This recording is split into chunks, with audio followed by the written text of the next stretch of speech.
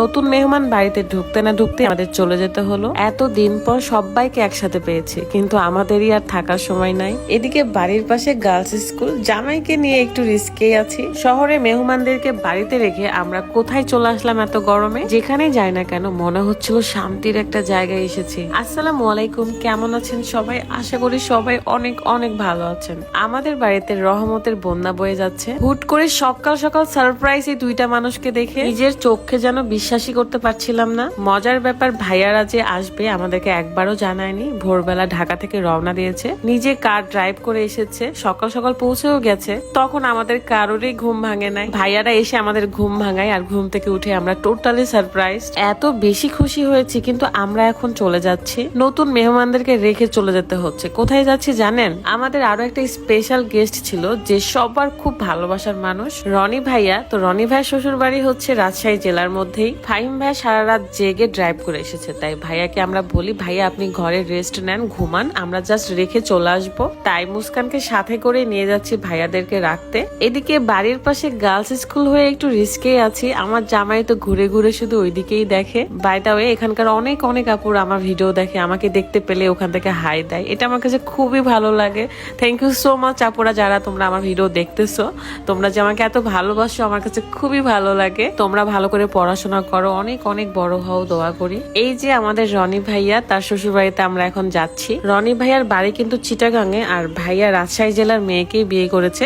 আপনারা চাইলে আমি কিন্তু ভাইয়ার লাভ স্টোরিটা শেয়ার করতে পারি। কমেন্টে জানিয়ে দিবেন আপনারা কে কে লাভ স্টোরিটা শুনতে চান। আমরা ভাইয়ার শ্বশুর বাড়িতে চলে আসি, আর আসার সাথে সাথে কারেন্ট চলে গেছিল। অনেক কিছু নিয়ে এসেছে ভাইয়া শ্বশুর বাড়িতে। এই চার্জার ফ্যানটাও নিয়ে এসেছে, কারণ গ্রামে প্রচন্ড গরম। আমার মনে হয় গ্রাম শহর বলে কিছু নাই, সব জায়গাতে সেম। দুই ভাই মিলে ফ্যানটা ঠিক করে এবং তারপর আমরা নাস্তা করি। আমাদের সবারই ক্ষুধা লাগছে, বাট নাস্তা না করলেও নয়। একটু চিন্তার মধ্যেও ছিলাম, যদি এখন পেট ভরে নাস্তা খাই তাহলে ভাত খাবো কি করে, কারণ অনেক মজার মজার রান্না করছে আমাদের ভাবি, কিন্তু অনেক সুন্দর মাশাআল্লাহ, আবার অনেক শান্তশিষ্ট ভদ্র। আঙ্কেল আন্টিও মাশাআল্লাহ অনেক ভালো ছিল। আর আঙ্কেলের হাতের এই মজার মজার খাবার খেতে তো আমার ভীষণ ভালো লাগছে। হাঁসের মাংস, মুরগি, গরুর ডিম, কলিজা ভুনা, আলু ঘাটি ছিল। তো আমি খুব মজা করে শান্তি করে পেট লোড করে খেয়েছি। খাওয়া দাওয়ার পর কে কিভাবে কখন ঘুমায় গেছি কারো ঠিক নাই। ঘুম থেকে উঠে আমরা চা খাই। আই হাই, ভাইয়া তো চা ফেলে দিয়েছে, এক কাপ চা। তো আমরা এখানে বলা বলি করছিলাম, আপনি জামাই মানুষ, আপনি যদি এমন করেন তাহলে কি হবে।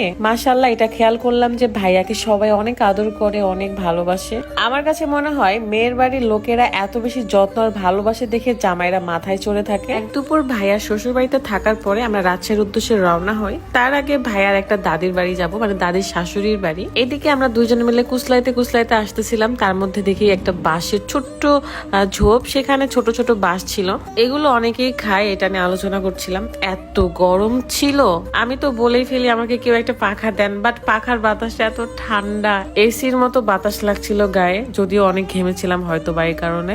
এখানে দেখি বেশ কয়েকটা মাটির বাড়ি ছিল, আমার কাছে ভীষণ ভালো লেগেছে। এগুলো মাটির বাড়ি একতলা, বাট আমাদের দিকে মাটির বাড়িগুলো দোতলা হয়। আমি তো পুরো গ্রাম মনে হচ্ছিল যে হেঁটে হেঁটে ঘুরে ঘুরে দেখছিলাম। গ্রামের অনেক কিছুই আছে যেগুলো আমার ভীষণ ভালো লাগে, তার মধ্যে এই খড়ের গাদা। এরকম মাটির বাড়ি থাকবে, তার পাশে লিচুর গাছ এবং খড়ের গাদা, পুকুর, গাছগাছালি, এসব দেখতে যেন ভালো লাগে। আমার বাবার বাড়ি গ্রামে একটা বাংলো বাড়ি করার ইচ্ছা আছে, মানে বাড়ির সামনে একটা বড় বাগান থাকবে, পুকুর থাকবে। আপনারা দোয়া করবেন যাতে আমার সেই ইচ্ছাটা পূরণ হয়। বিথির বাপের বাড়ি গ্রামে বিথির একটা বাড়ি থাকবে। অনেক অনেক কিছু করার প্ল্যান আছে, ইনশাল্লাহ আপনারা আস্তে আস্তে সেগুলো দেখতে পাবেন। মোটামুটি সন্ধ্যা হয়ে এসেছে, এখন ভাইয়াদেরকে রেখে যাবার পালা। মাঝখানে আমরা অনেক আপুদের সাথে একটু সেলফি তুলে নিই। আমরা কত লাকি দেখেন, আমরা একটা স্পেশাল মেহমানদেরকে বাড়িতে রাখতে এসেছি। আরো স্পেশাল মেহমান আমার বাড়িতে আছে, এছাড়া আরো দুইটা কাপল আসবে আমার বাসায়। মানে বোঝেন আমি কতটা লাকি, আর আল্লাহ আমার ঘরে কত রহমত দিয়েছে। এই রাস্তাগুলো এত সুন্দর, আকাশটা দেখতেই যেন ভালো লাগছিল। মাশাআল্লাহ,